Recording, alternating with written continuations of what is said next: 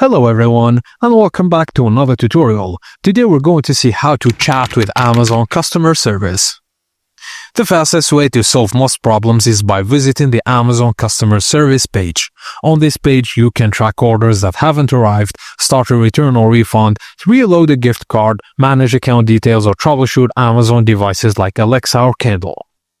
Amazon's phone number is 1-888-280-4331, which is available 24/7. And keep in mind you'll usually connect with a bot first before a human agent. To verify your identity, you'll need a cell phone linked to your Amazon account. You'll get a code via SMS or a secure link.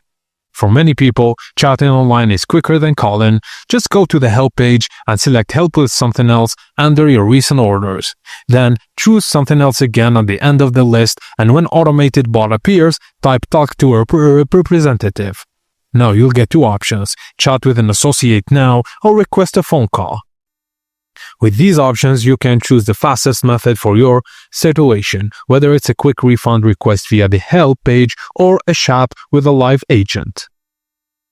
And that's it, guys, as simple as that. Thank you guys for watching, and please, if you like this video, don't forget to like and subscribe for more tips and tricks like this.